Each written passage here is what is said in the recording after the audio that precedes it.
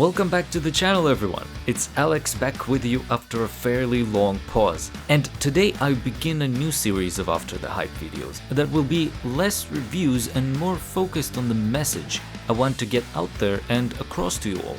And oh boy, do I finally have to get Elden Ring off of my chest. I had several attempts to make a video for this game ever since it was released and they kept failing. But here we are, because I consider this game to be a crucial point in the evolution of a studio that is to be respected for their commitment to hardcore skill-based gameplay and themselves. So, Elden Ring. Everyone keeps saying it's an open-world Dark Souls. No, it is not really that, and the sooner people stop saying that, the better. I went into this game expecting a Dark Souls.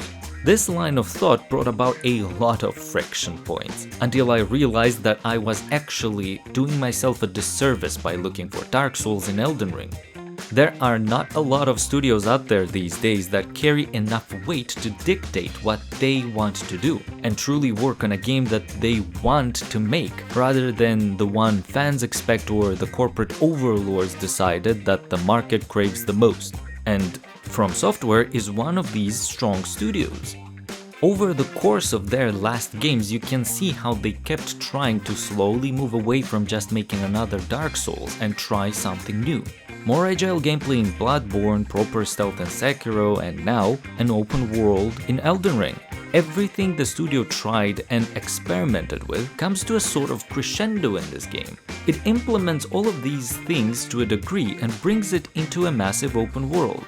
There is Breath of the Wild-esque exploration, for example, where you see a landmark on the horizon or a small trail of debris at the edge of your field of view and decide to explore it, not because of a marker on the map, but because of your curiosity. Hell, you even have mob camps with patrols that can sound an alarm, convoys that can be raided, and many other things you would expect from an open-world RPG.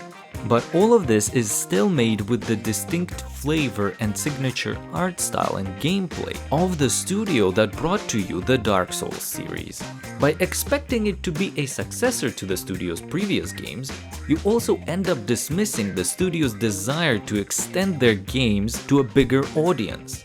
The many quality of life improvements in the menus, the crafting, the navigation, the storytelling all signify a desire of the studio to make a complex gameplay loop a little bit more accessible and tell a more explicit story. But not to say that all of these changes take away from the sense that the game is as enigmatic and cryptic as the studio's previous projects were. Only by comparing these games side by side will you see that Elden Ring is a better and grander version of their previous works.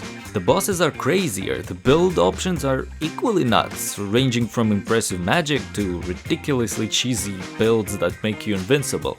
I do not want you to think that this game is by any means a loss of identity for the studio.